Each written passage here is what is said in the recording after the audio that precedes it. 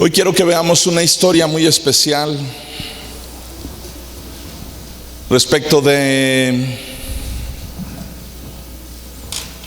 los hermanos de Jesús y específicamente sobre uno de ellos. Ahorita lo vamos a estar viendo durante la enseñanza de este día y vamos a ver qué increíble enseñanza podemos tener a través de ver estas vidas manifestadas a través de la Escritura y lo que nos pueden enseñar. En Mateo, en el capítulo 1, versículo 24, dice lo siguiente: y despertando José del sueño, hizo como el ángel del Señor le había mandado y recibió a su mujer. Esto recordarán ustedes que a María, al quedar embarazada de una manera milagrosa por ser virgen, José de alguna manera la quiso dejar en secreto.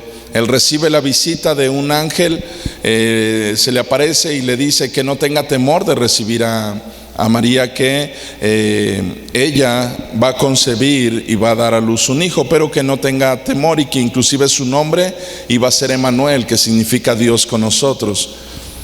Y dice en el versículo 25, una vez que recibió a su mujer, porque recibe esta revelación de que María va a tener un hijo, entonces él la recibe, pero escuchen lo que dice el versículo 25: pero no la conoció hasta que dio a luz a su hijo primogénito y le puso por nombre Jesús. ¿Qué significa este pero? No la conoció hasta que dio a luz a su hijo primogénito. O sea, sí la recibió en casa, sí vivieron ya como matrimonio, pero no la conoció hasta que nació Jesús, su hijo primogénito. ¿Qué significa esto? ¿Que traía un velo y no la había conocido? ¿Qué significa? Que había tenido relaciones sexuales con María hasta después de que nació Jesús. Nosotros sabemos que dentro de la religión católica ellos han dicho que María fue siempre virgen. Ellos se han sostenido en ese dicho, en ese tiempo, a pesar de todo lo que la Escritura dice. Y menciona aquí que no, eso no fue así. Yo se los he dicho en muchas ocasiones, el hecho de que una persona tenga relaciones sexuales dentro del matrimonio, eso no le quita la santidad a nadie. Eso no hace que María era pecadora o algo así. No sé en qué momento fue que decidieron empezar a decir que María fue siempre virgen, como si eso le quitara, no sé, santidad. Dios diseñó todo en su tiempo y la relación sexual dentro del matrimonio no produce obviamente pecado. Al contrario, es una bendición de parte de Dios cuando todo se hace en su tiempo, en su momento. Y dentro del matrimonio esta es una bendición que Dios ha dado al ser humano. Entonces, cuando dice que no la conoció hasta que dio a luz a su hijo primogénito, le puso por nombre Jesús. Ahora, yo quiero que veamos algunos pasajes. Vayamos a Génesis capítulo 4, porque esta palabra de que conoció, mucha gente pueda decir que no es así, que tal vez se está enfocando hacia otro lado. Yo imagino que todos nosotros tenemos amigos, familia, como católicos, que van a lo mejor a decir que esto no es así. Quiero que vayamos a Génesis capítulo 4, versículo 1, respecto a lo que dice la palabra de Dios. Vamos a ver varios versículos al respecto. ¿Ya están ahí en Génesis 4? Dice que conoció a Adán a su mujer Eva, la cual concibió y dio a luz ¿a quién? Ok, ¿qué hizo Adán con Eva? La conoció. ¿Eso qué significa? Que tuvo relaciones. Dice, conoció a Adán a su mujer Eva, la cual concibió y dio a luz a Caín. Esto significa que obviamente Caín vino como fruto de la unión entre Adán y Eva. Entonces esa palabra conoció se vuelve a aparecer aquí en este sentido en relación a estar juntos en una relación sexual. Ahí mismo en el capítulo 4, versículo 17. Una vez que Caín crece, dice versículo 17, y conoció Caín ¿a quién? A su mujer, la cual concibió y dio a luz a Enoc. Una vez más dice que conoció Caín a su mujer, la cual concibió y dio luz a Enoc. Obviamente está haciendo mención y referencia a que ellos dentro del matrimonio tienen relaciones sexuales y conciben un hijo. Ahí mismo, capítulo 4, versículo 25. Y conoció de nuevo, vean cómo una vez más la palabra conoció es una relación sexual. Y conoció de nuevo a Adán a su mujer, la cual dio a luz un hijo y llamó su nombre Set. Esta palabra conoció la utiliza la palabra de Dios para hablar respecto dentro del matrimonio cuando se tiene relación sexual. Entonces, ¿qué es lo que encontramos en estos pasajes? Que la palabra conoció habla de que mantuvieron una relación sexual. Por lo tanto, cuando leímos en Mateo que dice que José no la conoció hasta después de que nació Jesús, su primogénito, inclusive esa palabra primogénito, ¿qué está dando a entender? Que fue el primero de varios hijos. Está hablando de primogénito.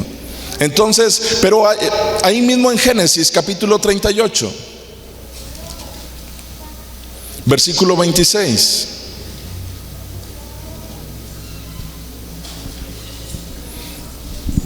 encontramos una historia de Judá y de Tamar, uno de los hijos de Jacob, de Israel.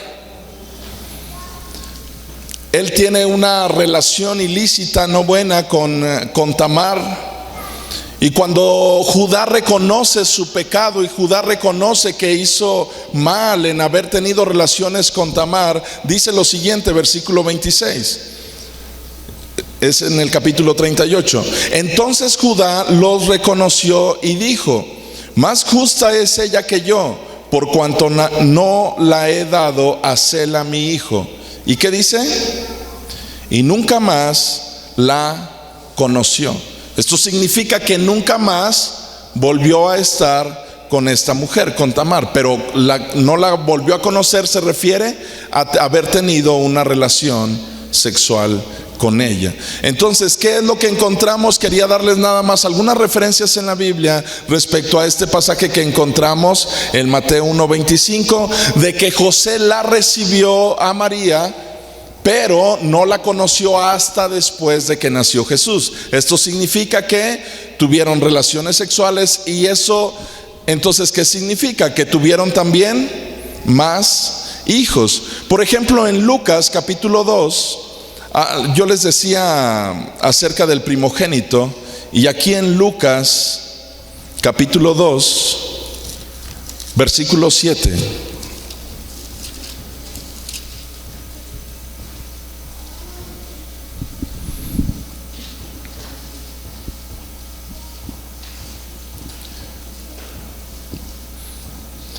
Encontramos cómo María ha dado luz a su hijo, y vean cómo lo describe Lucas en el versículo 7, 2:7. ¿Lo tienen?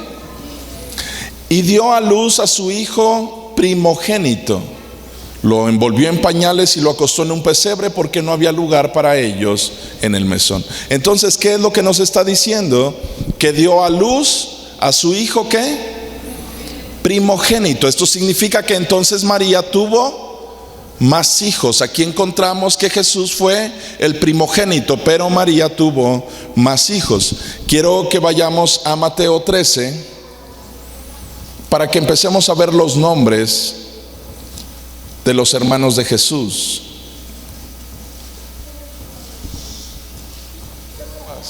Papás, ¿cuántos de ustedes tienen hijos bien obedientes? Ok, Isaac, vean, esas ojeras que trae, no crean que es porque no se quiere dormir Ruth cuando le dice duérmete. No, es por otra cosa. ¿A cuántos de nosotros no nos gustaría que nuestros hijos fueran bien obedientes? ¿No a nadie? ¿Cómo se imaginan que sería este mundo si todos los hijos fueran obedientes?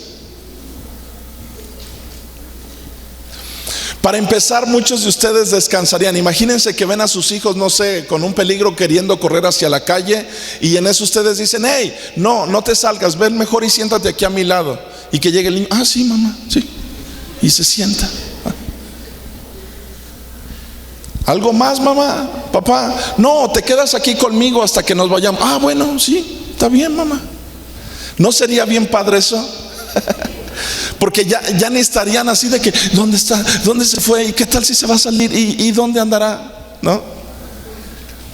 Imagínense, yo sé que esto pasa muy seguido con los papás cuando le dicen a los hijos: ve a las tortillas. Y el hijo dice: qué padre, me tocó ir a las tortillas. Sí, papá, dame. ¿No? ¿Verdad que se ponen así los hijos? ¿No? ¿Cómo se ponen? Ok, no me digan cómo se ponen. Pero Jesús fue alguien muy obediente. Ahora quiero que vayamos ahí mismo en Hebreos, pero en el capítulo 4.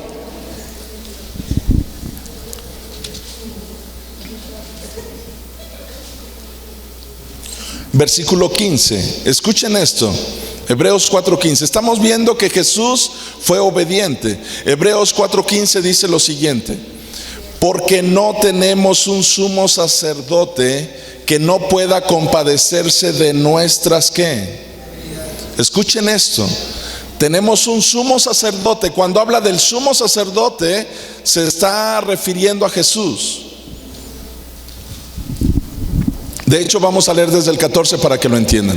Por tanto, teniendo un gran sumo sacerdote que traspasó los cielos. Entonces ahí menciona quién es. Jesús, el Hijo de Dios. Retengamos nuestra profesión, porque no tenemos un sumo sacerdote que no pueda compadecerse de nuestras debilidades. Escuchen esto: sino uno que fue ¿qué? Tentado solamente en algunas cosas. Dice así. ¿En qué fue tentado Jesús? En todo, escuchen esto, según nuestra semejanza, o sea, como hombre. ¿Pero qué? Pero sin pecado. ¿Cuál fue la gran diferencia entre Jesús y nosotros? Porque si yo les pregunto a ustedes: ¿cuántos de aquí no han sido tentados en todo? ¿A nadie? Ok, qué bien. Esto ya me sorprendió. Aquí el asunto no es que no hayamos sido tentados, sino ¿cuántos no hemos pecado? Porque la tentación no es pecado. ¿Qué es el pecado? El pecado es caer en la tentación. No es caer en la tentación, es aventarse, dice ahora, a la tentación, ¿verdad? Necesitamos nosotros entender esa diferencia, porque dice que Jesús fue tentado en todo, pero Él fue ¿cómo? Sin pecado. Traten de imaginar esto. Jesús desde pequeñito empezó a crecer, se empezó a fortalecer, empezó a tener sabiduría y la gracia de Dios estaba sobre él. ¿En qué creen que se preocupaban María y José de Jesús?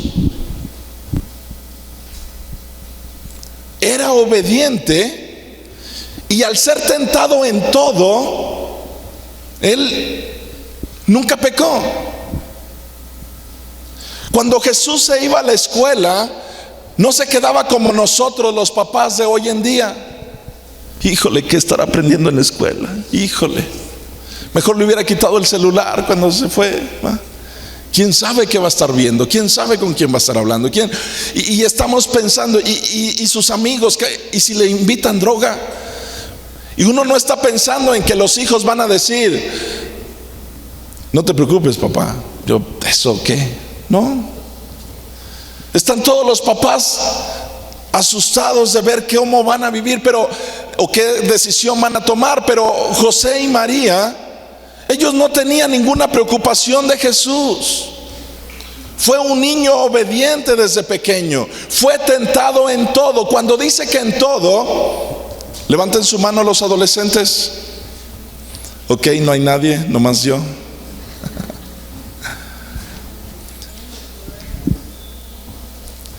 Seguramente, porque dice aquí que fue tentado en todo. Entonces traten de imaginarse que todo es ¿qué?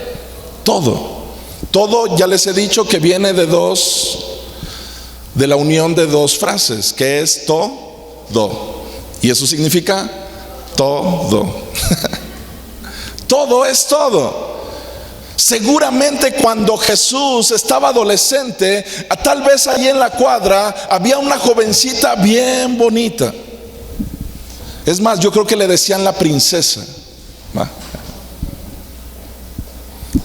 ¿Y saben qué? Seguramente salía por la ventana y veía, oye, el hijo del carpintero está bien, bien guapo, ¿verdad?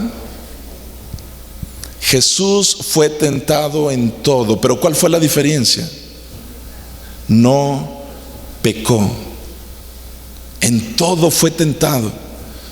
Llegó el momento en el cual tal vez María y José le decían: José, ¿sabes qué?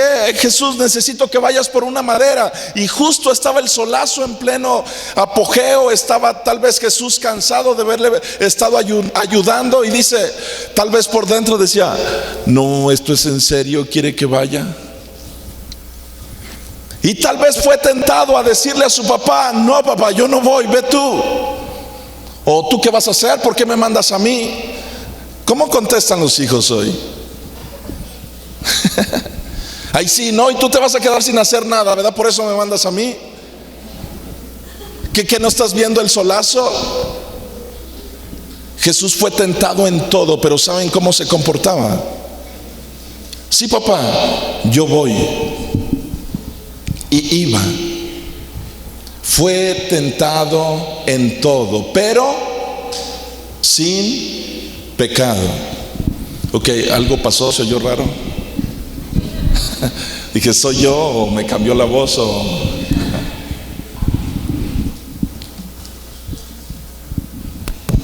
Bueno, ok.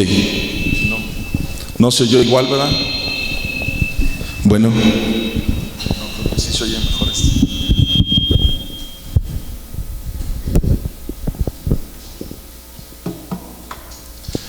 Jesús fue entonces tentado en todo, pero sin pecado. ¿Cuántos de aquí crecieron desde pequeños entre hermanos y cuántos no se pelearon? ¿Nunca se han peleado entre hermanos? Yo con Cesarín nunca me he peleado. ¿Me he peleado alguna vez contigo? No. Una vez me tumbó un diente, pero fuera de eso no ha habido algo así grave. Traten de imaginarse cómo es la vida de una persona desde pequeñito, porque esa persona que iba a ser sacrificada, ¿se sigue oyendo igual, va? O yo dije, o son mis oídos, pero traten de imaginarse cómo esa persona que va a ser sacrificada, el sacrificio demandaba que fuera puro, que fuera santo delante de Dios. Y Jesús sabía desde un principio que al momento de venir a esta tierra, Él tenía que ser obediente en todo.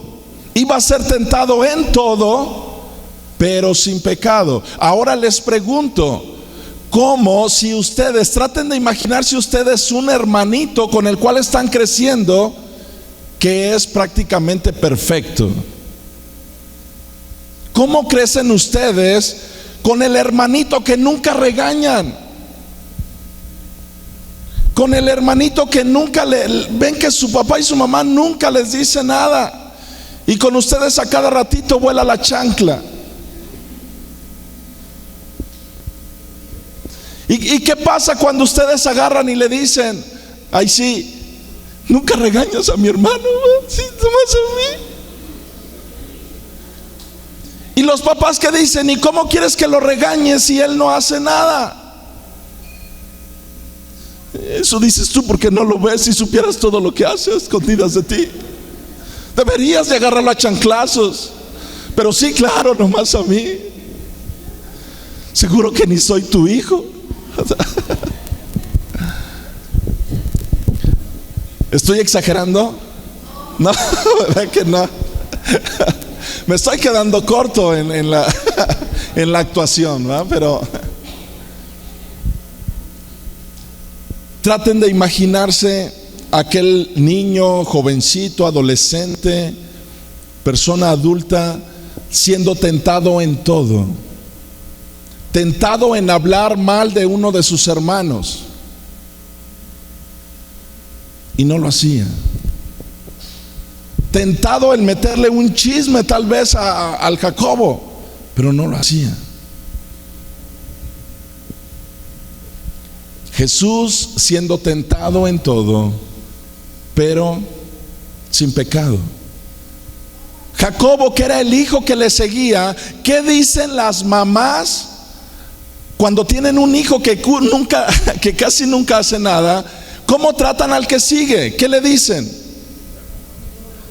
Deberías de ser como tu hermano el mayor. Pero tú, mira nomás,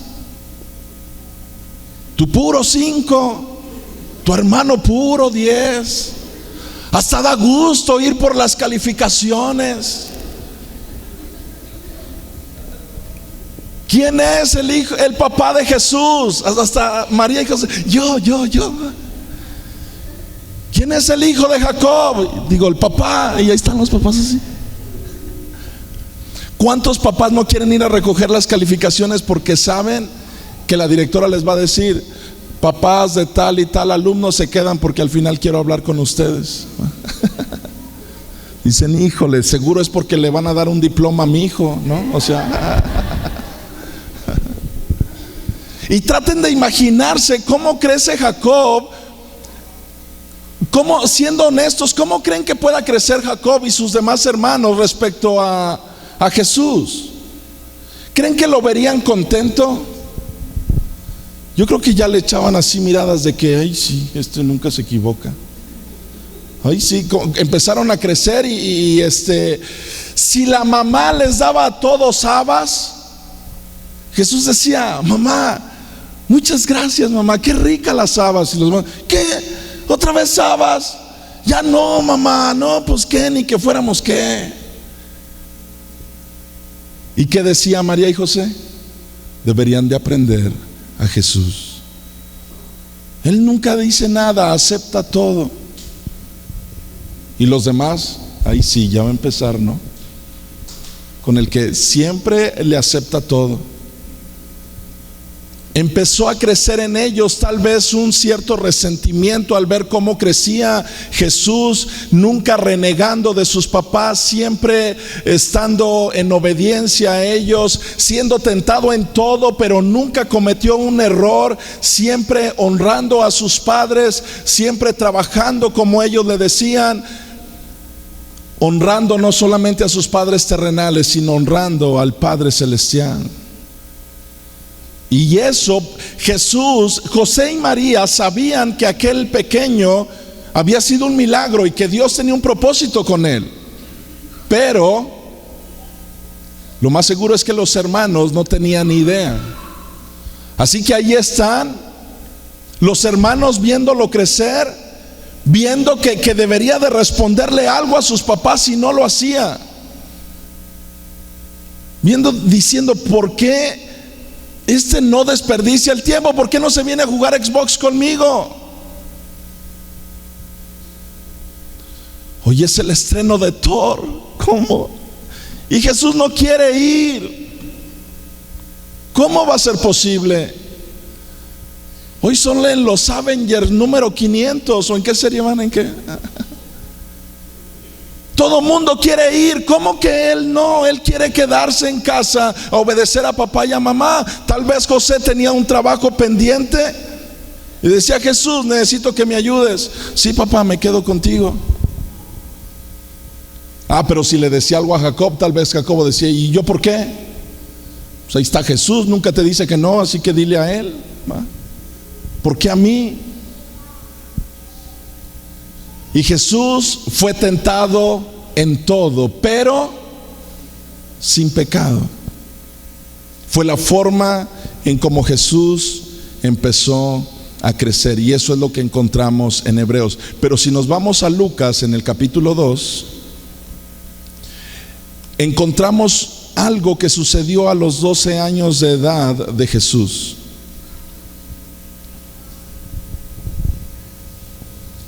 En Lucas capítulo 2, versículo 41.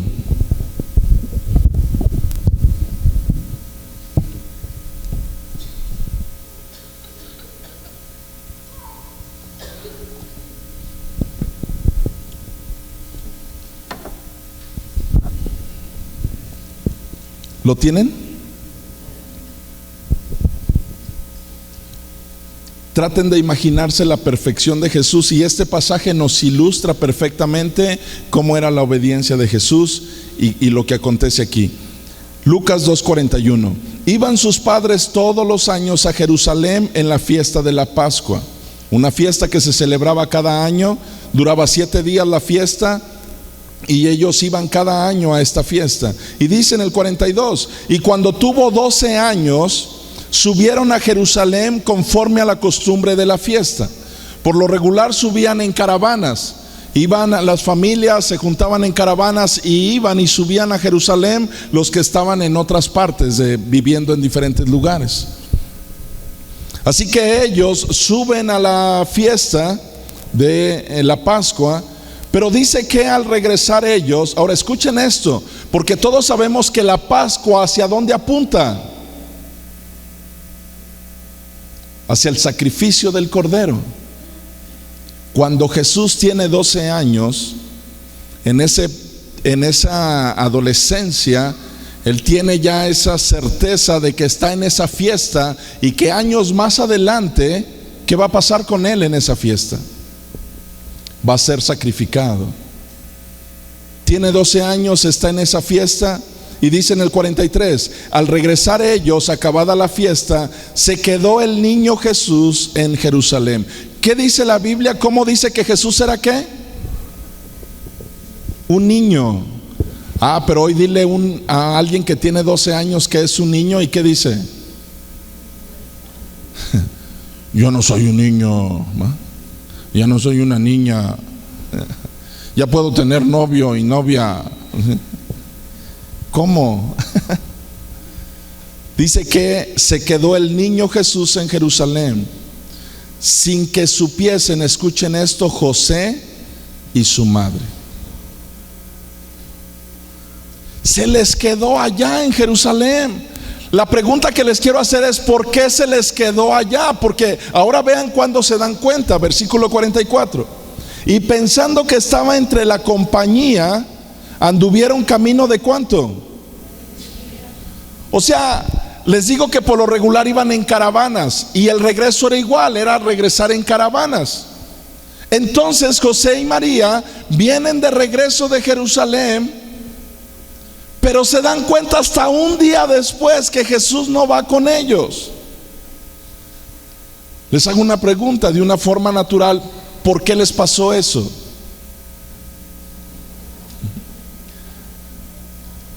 Porque nunca se preocuparon de Jesús. Jesús fue siempre un niño muy obediente. ¿Qué pensaron ellos? ¿Que iba Jesús dónde? Allí en la compañía. Dijeron seguramente, Jesús era tan desde niño crecía en sabiduría, en gracia con Dios, que le caía en gracia a toda la gente. Sabían ellos que Jesús podía hacer plática desde niño a las demás personas. Tal vez iban a algunos familiares, tal vez, y decían: tal vez va platicando con algunos amigos o con algunos familiares. Pero ¿qué tal si al lado de ellos no va Jacob? Espérate, no nos vamos, porque quién sabe dónde está el Jacob. Vamos a buscarlo, Es muy diferente cuando tú tienes dos hijos y uno es bien tranquilo y apacible y el otro es un huracán. Cuando el huracán no está a tu lado, ¿qué piensas? ¿Quién sabe dónde se me fue? Tengo que irlo a buscar. Pero cuando el tranquilito no está a tu lado, ¿qué piensas? Pues no está en problemas, seguramente por aquí anda, aquí viene. Hasta un día después ellos se dan cuenta que Jesús no iba con ellos.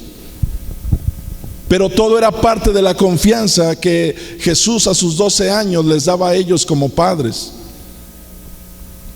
Porque dice en el 44, pensando que estaba entre la compañía, anduvieron camino de un día y le buscaron entre los parientes y los conocidos. O sea, entre familiares y amigos. Pero dice que como no lo hallaron, volvieron a Jerusalén buscándole. Y aconteció que 3 días después, ¿cuántos días después? ¿Alguna mamá podría sobrevivir esos 3 días? Imagínense, ¿verdad? Dice que lo hallaron. ¿Dónde lo hallaron? En el templo. Dice que estaba sentado en medio de los doctores de la ley, oyéndoles y preguntándoles. Está en la fiesta de la Pascua. Está con la gente que más sabe, los doctores de la ley. No, los doctores de la ley estamos hablando de otro nivel.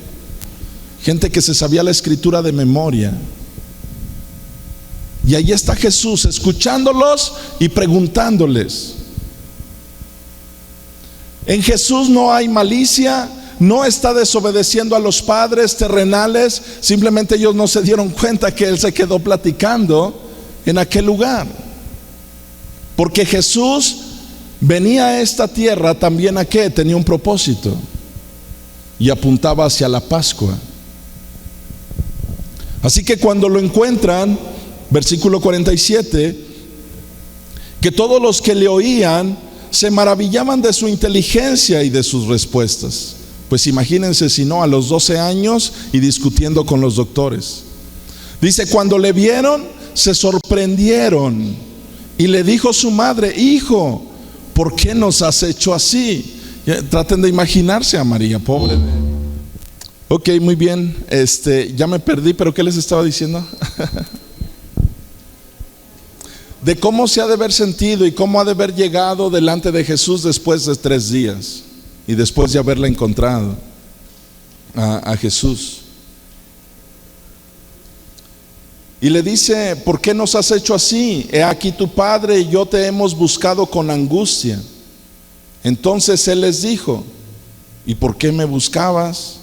¿No sabías que en los negocios de mi padre me es necesario estar?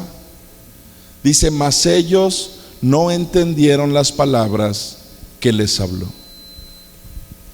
Jesús era obviamente muy respetuoso de sus padres, los honró siempre. Ese día se quedó platicando con los doctores de la ley.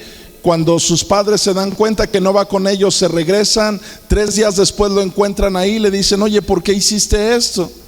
Y él les dice, estos son los negocios de mi padre. ¿Cuáles son los negocios del Padre? Todo lo concerniente a lo espiritual. Y Jesús a los 12 años era bien espiritual. ¿Cuántos niños ustedes conocen que a los 12 años no estén dormidos y que no quieran ir a la tienda y que no quieran estar jugando y que estén a la orilla de su silla y con los ojos bien pelones escuchando la palabra? ¿Conocen a alguien así? ¿Cómo están los niños a los 12 años? Recostados con mamá. No me despiertes. No te duermas. Pues tú tienes la culpa, ¿para qué me trajiste? ¿No? Pero Jesús no. Imagínate, Jesús a los 12 años estaba tan interesado ya en los asuntos del Padre. Y dice en el versículo 51, escuchen esto, y descendió con ellos. Obviamente no los desobedeció, obviamente no les dijo, me voy a seguir quedando aquí. Ellos simplemente no, si lo hubieran encontrado, si se hubieran dado cuenta que Jesús no iba con ellos, Jesús se hubiera regresado con ellos. ¿Por qué? Porque era obediente. Jesús no era de los que decían, pues váyanse ustedes, yo me voy después. Oye, no, espérate, ya nos tenemos que ir. No, váyanse ustedes. La noche es bien joven. No, Jesús era muy obediente, y cuando lo encuentran le dicen, nos tenemos que ir, y Jesús inmediatamente dice que descendió con ellos y volvió a Nazaret, y estaba como sujeto a ellos, y su madre guardaba todas estas cosas en su corazón. Y ahí es donde dice, Jesús crecía en sabiduría y en estatura y en gracia para con Dios y los hombres. Traten de imaginarse cómo era la obediencia de Jesús desde pequeñito hasta de grande. Jesús, ya encontramos que cuando Él fue crucificado, Él encarga a su mamá, a uno de los discípulos, a Juan. Esto significaba una sola cosa, que ya María había quedado viuda.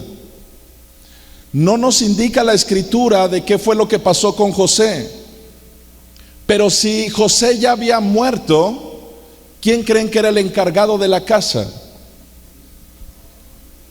Jesús era el más grande. Pero a los 30 años Jesús decide algo: dejar la casa, porque va a hacer ¿qué? Va a servir a este mundo y a esta tierra.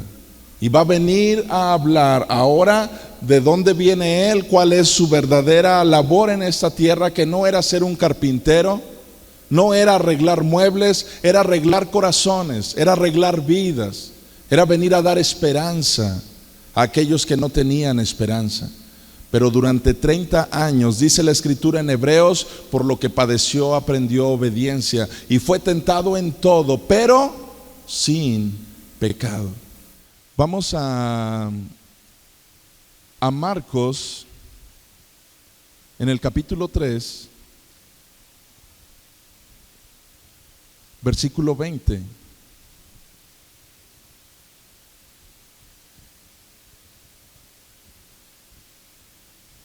Todo esto que estamos viendo respecto a cómo fue que Jesús estuvo creciendo, tiene que ver para que nosotros tratemos de imaginar cómo crecieron los hermanos. Hermanos que como tú y como yo, que muchas veces somos tentados, pero sí pecamos. Y muchas veces desobedecemos a los padres y no hacemos lo que nos dicen y muchas cosas. Pero Jesús no.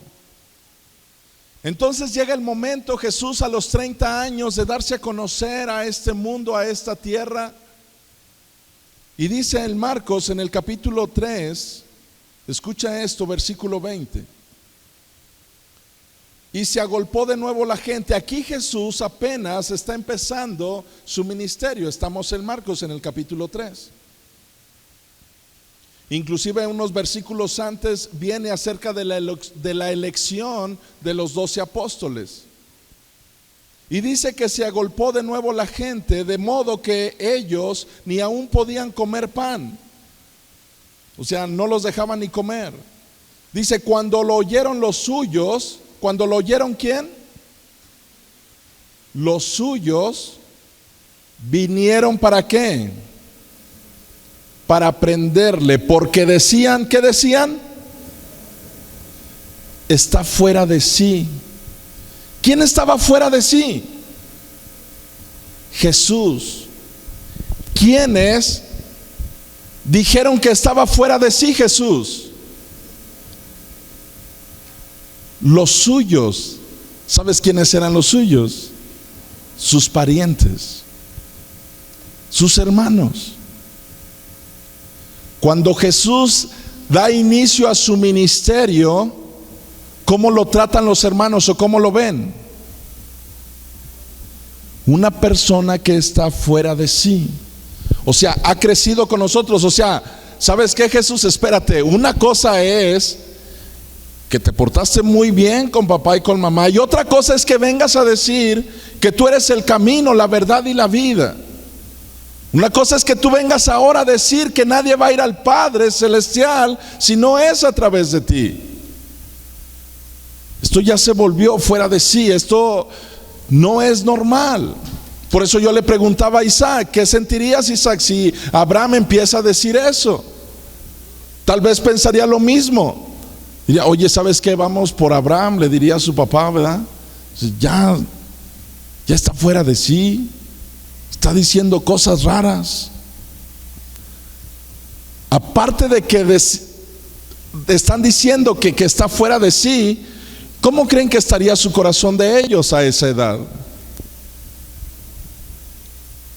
Después de tantos años de ver que Jesús no pecaba, que era obediente, que mamá y papá nunca tenían problemas con él, tal vez ya estaban así como que un poquito resentidos con su hermanito que nunca hacía nada, ¿no? El que era perfecto. ¿Recuerdan por qué no querían a José el soñador? ¿Por qué no lo querían sus hermanos? Porque hacía las cosas bien. Y el día que veía que sus hermanos hacían algo mal, iba con su papá y le decía, papá, es que vi a mis hermanos haciendo esto. ¿Y qué decían los hermanos? Chismoso. ¿Era chismoso? Si los han acusado ustedes van a decir, sí, era chismoso. Pero saben, cuando alguien quiere el bienestar de alguien, simplemente va y dice para que no verlo después peor a esa persona a la que quieren. Y José amaba a sus hermanos. Obviamente sus hermanos, al querer hacer las cosas todas mal, les molestaba que alguien fuera, los veían como un chismoso, un acusador. Gracias a Dios eso nunca ha pasado aquí en la iglesia, nunca se han visto así, ¿no? Todos dicen, ay, qué bueno que le dijeron al pastor que me vieron haciendo las cosas mal. Hasta se dejan de hablar unos con otros, ¿o no?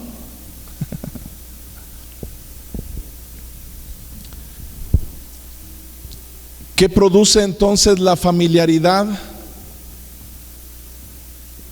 Muchas veces produce menosprecio. Menospreciamos a aquellos que muchas veces conocemos. Tal vez si yo hoy en este domingo hubiera anunciado que viene a predicar a este lugar, ¿quién? Marco Barriento. Les apuesto para empezar que las sillas de mero adelante estarían llenas, ¿va? Para poderle tomar bien la foto a Marco Barriento, ¿va? Pero oye, hoy vamos a la iglesia, va a predicar el pastor otra vez. Y mira, nos va a tirar pedradas porque llegamos tarde, ¿va? ¿Quién llegó tarde?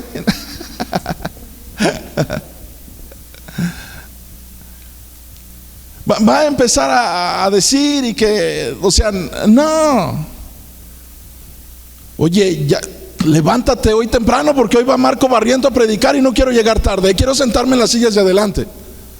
Así que vámonos a prisa. No me quiero perder ni un canto. ¿Qué tal si lo ponen a dirigir? Por fin bajarían a todos los de alabanza, ¿ah? Escuchen, muchachos, la risa de la iglesia. Los estamos grabando, ahorita se los pasamos al grupo Alabanza. ¿Quién se burló? Pero ¿saben cómo vemos la familiaridad? La familiaridad que nos hace, cómo nos hace comportarnos.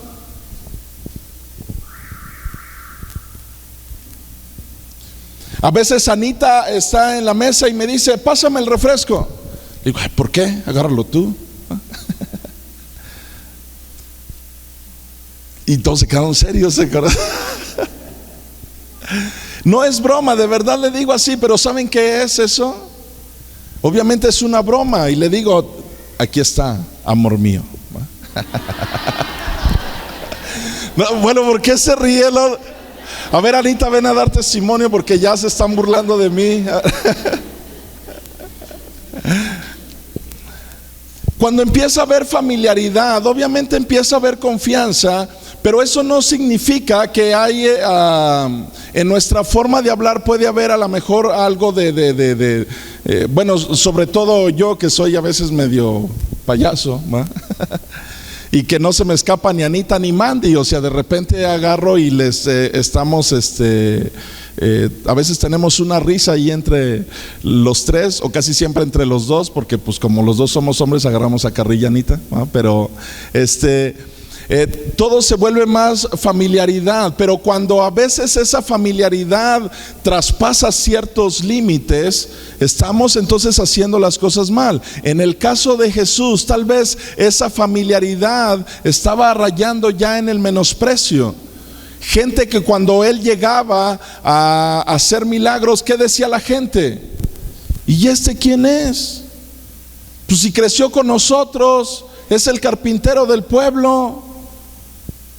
Y Jesús se tenía que ir porque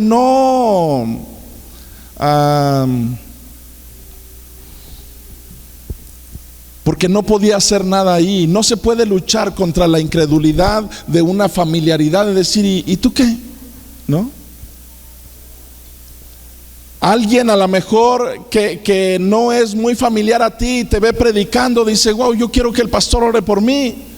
Pero tal vez un familiar cercano decir, Armando, no. La familiaridad a veces produce un cierto menosprecio hacia aquello y no sabemos a veces tomar ciertos límites en nuestras vidas con la familiaridad. Por eso Jesús decía que nadie era profeta en su propia tierra, porque la familiaridad eso produce en los corazones un cierto menosprecio.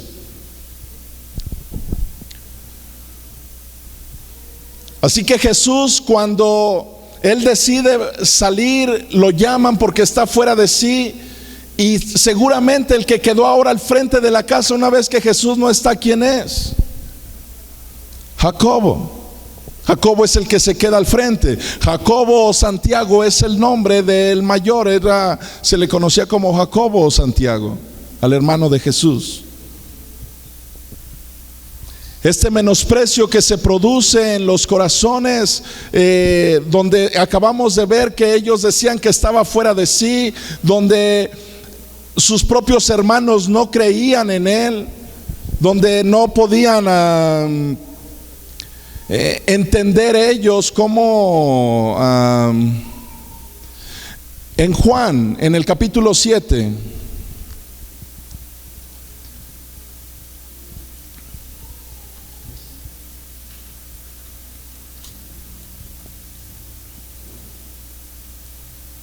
Juan 7:1.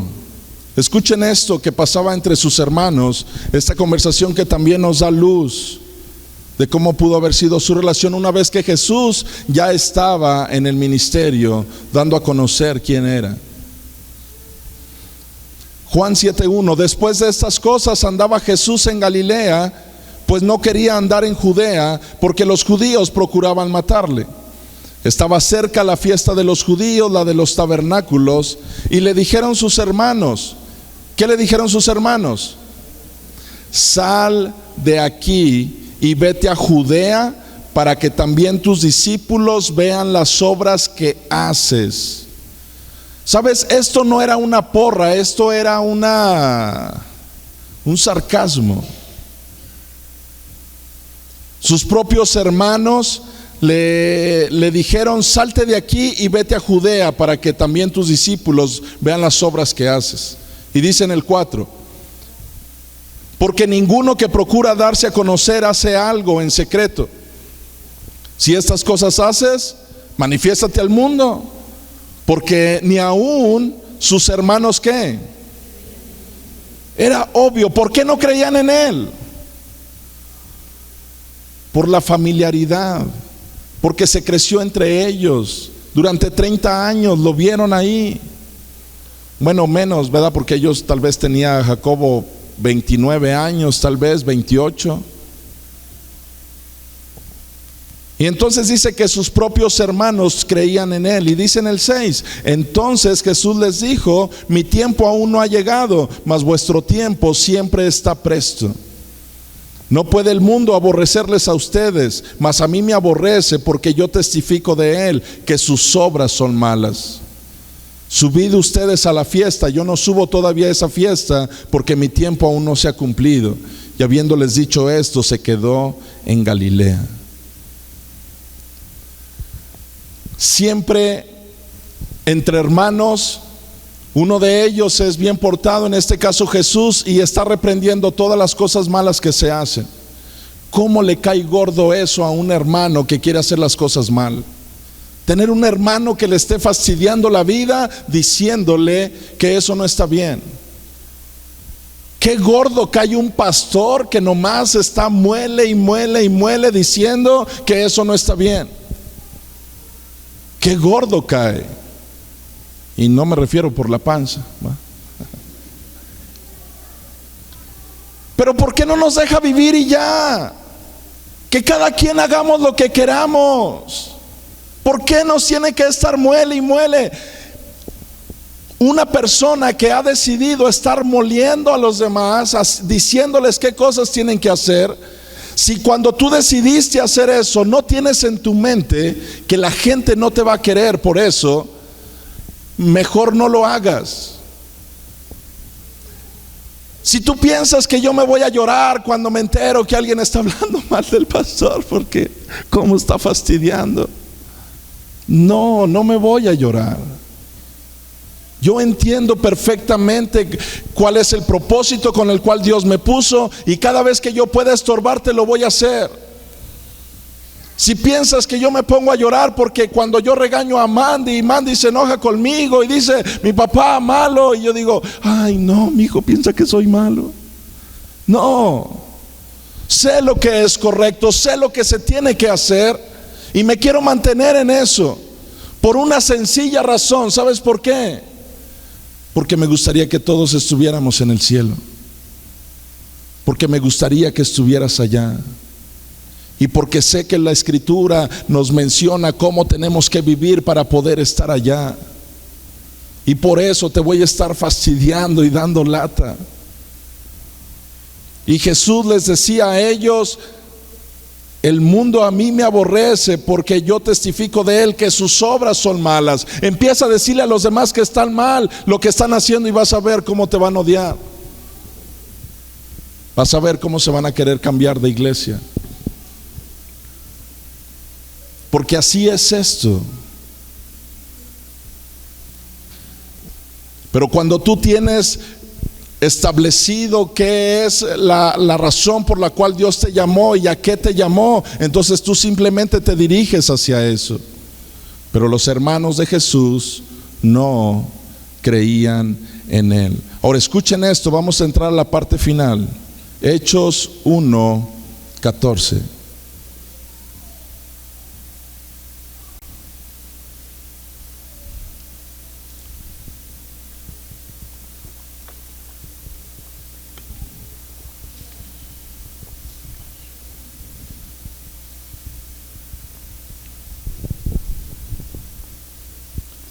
Hechos 1:14, ¿lo tienen?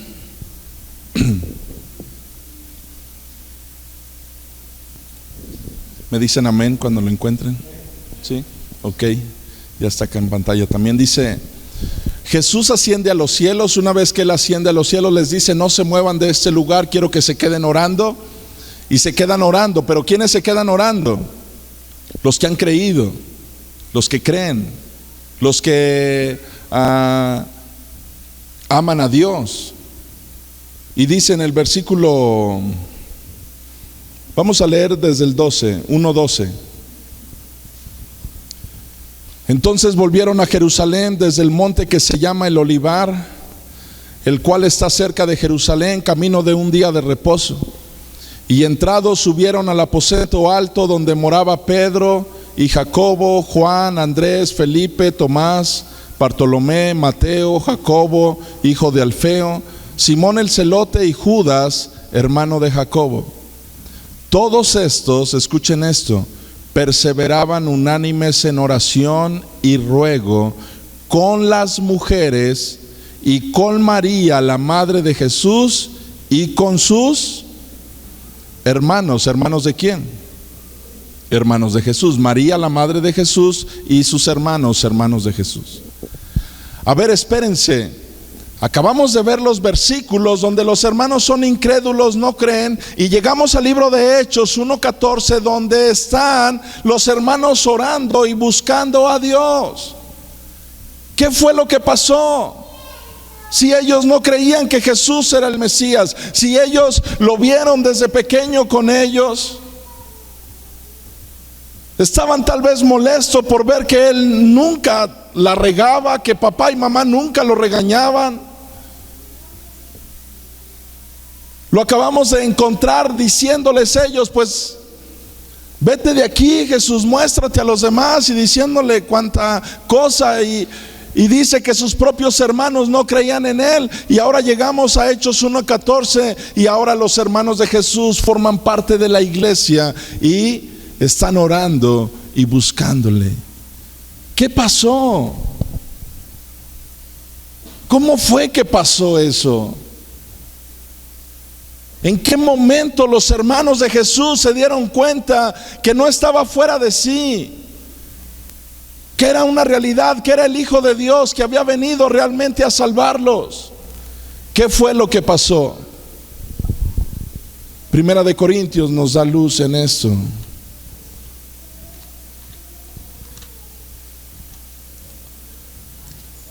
Primera de Corintios, capítulo 15.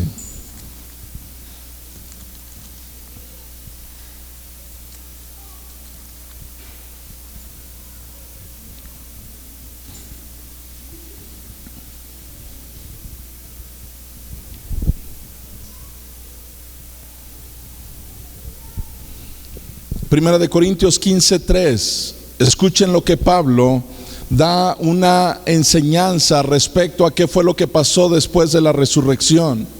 Y escuchen esto, 1 Corintios 15:3. Porque primeramente os he enseñado lo que asimismo recibí, que Cristo murió por nuestros pecados conforme a las Escrituras. Y escuchen esto, y que fue sepultado y que resucitó al tercer día conforme a las Escrituras. Y que apareció a Cefas. ¿Quién era Cefas? ¿Quién era Cefas? Pedro. Apareció a Pedro y después ¿a quién?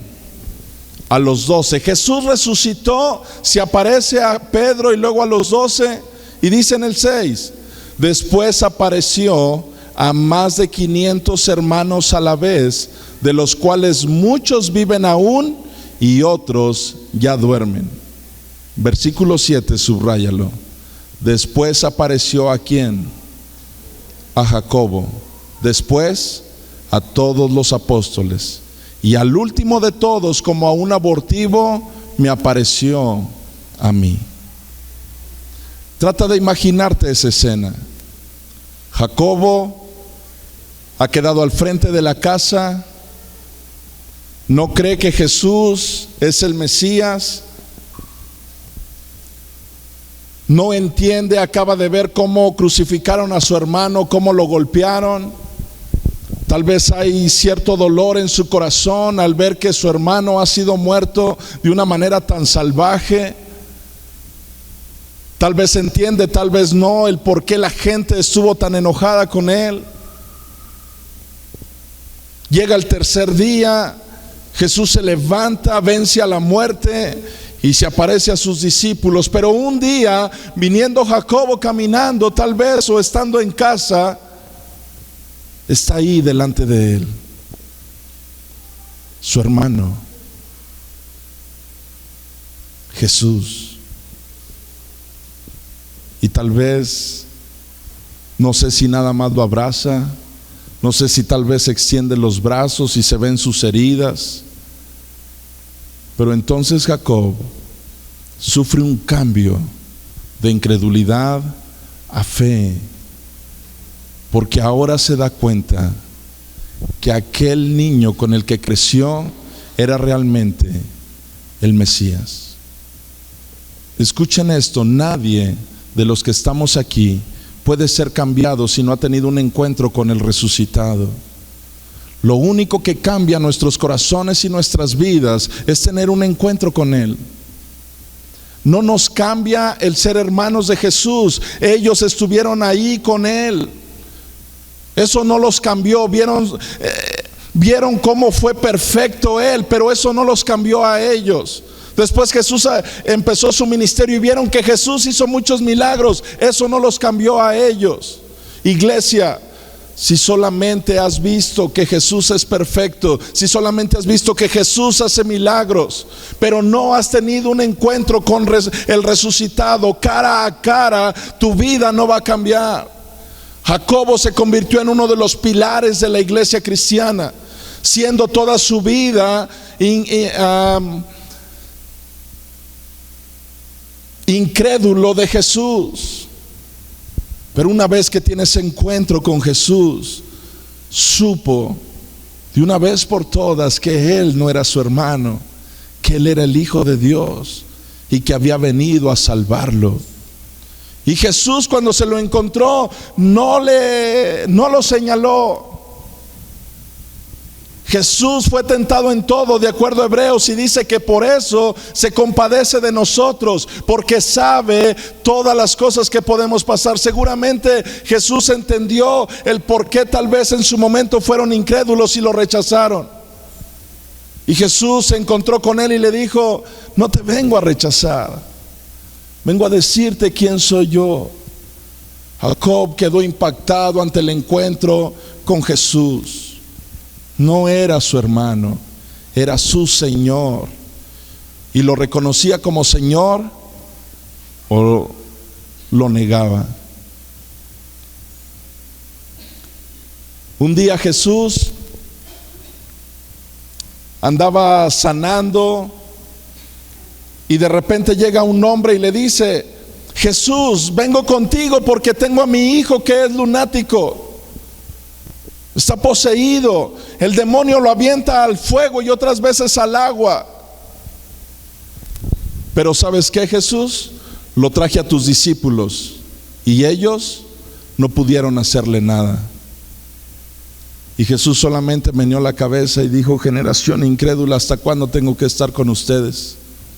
Vengan, tráiganmelo. Y Jesús va con él y lo liberta. Los discípulos asombrados le preguntan aparte y le dicen: Jesús, ¿por qué no quedó libre? Porque el cristianismo no es de si vas al lado de Jesús, no es de si aprendes cómo Él está haciendo las cosas. Me da tanta tristeza. Has visto que, por ejemplo, por todos lados hay: mira, si repites esta oración es milagrosa, ¿va? No, hombre, te va a pasar esto y te va a llegar aquello y tu casa va a estar cuidada si tú repites esta oración. La gente cree de verdad que por repetir algo, por aprenderse algo, por eso su vida va a cambiar. Tú y yo no vamos a cambiar por venir aquí los domingos. Tú y yo no vamos a cambiar por cantarle a Dios. Si no tenemos un encuentro con el resucitado, nuestra vida no va a cambiar. Los discípulos anduvieron con él, pero no podían, nada más imitando lo que Jesús hacía. Jesús les dijo, cuando le preguntaron ellos: ¿por qué nosotros no pudimos? Porque este género no sale sino con oración y ayuno. Esto no se trata de que tengamos sueños en Dios y tú nunca vas a buscar a Dios. Se trata de pagar un precio. Cuando tú quieres algo y no lo pagas, ¿cómo se llama eso? Robo. Y muchos de los cristianos nos hemos convertido en rateros. Queremos un fruto, queremos llegar a una meta, pero no queremos pagar el precio. Jacobo tuvo un encuentro con el resucitado y escucha lo que dice Gálatas capítulo 2.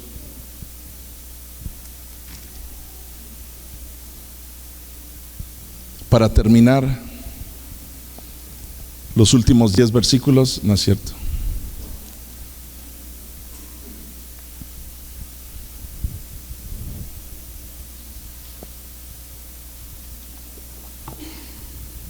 Gálatas 2:9, ¿lo tienen? Y reconociendo la gracia que me había sido dada, Jacobo, Cefas y Juan, que eran considerados como ¿qué?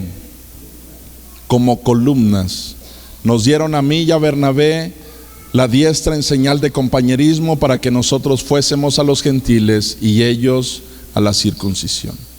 ¿Quiénes eran considerados columnas? Pedro, Juan, pero ¿quién más? Jacobo, el hermano de Jesús,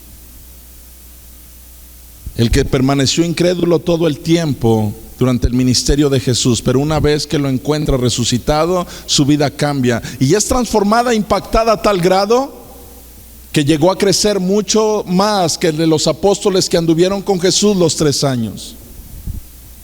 Esto no se trata de tiempo. Esto no se trata del que tiene más tiempo en el cristianismo, es el que debe de estar de líder. Esto no se trata de eso, se trata de un compromiso que tú adquieres cuando conoces a Dios y decides pagar un precio. Y decides amarle y obedecerle en todo lo que Él te dice. Porque podemos venir a la iglesia y ser desobedientes y no obedecerle nada a Dios allá afuera. Y creemos que con venir a la iglesia con eso compensamos nuestra vida de afuera. No es así. No es así.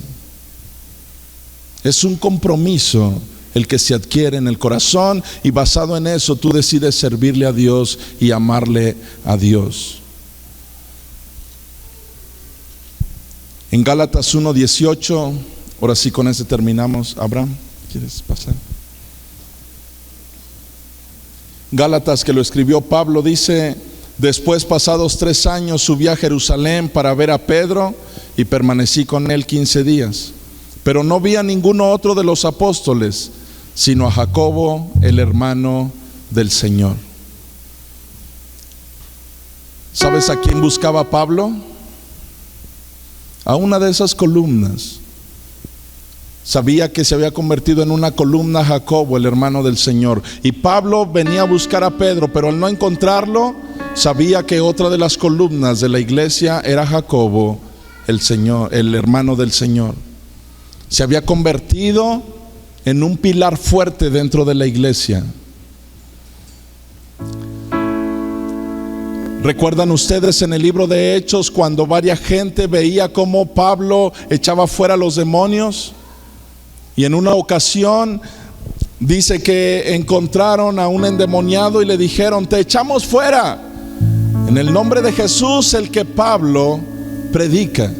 ¿Y qué hizo el demonio? Dice que los golpeó y los mandó desnudos.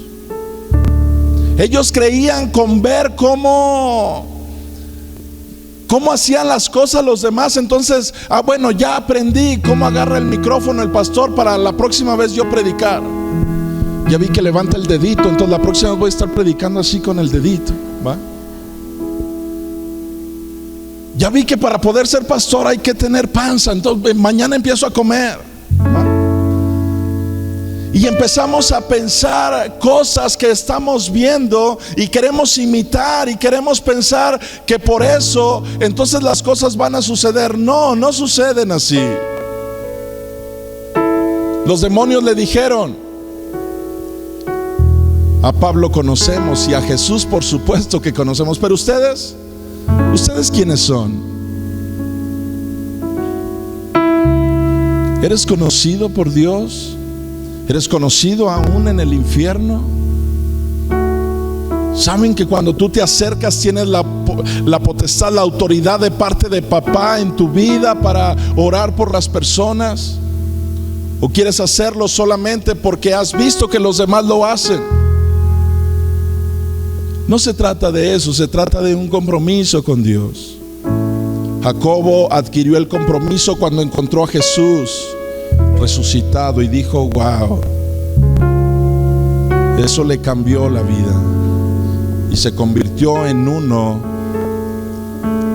de las personas que más amaron a Jesús y que también fue martirizado y también fue muerto por cuestiones de su fe.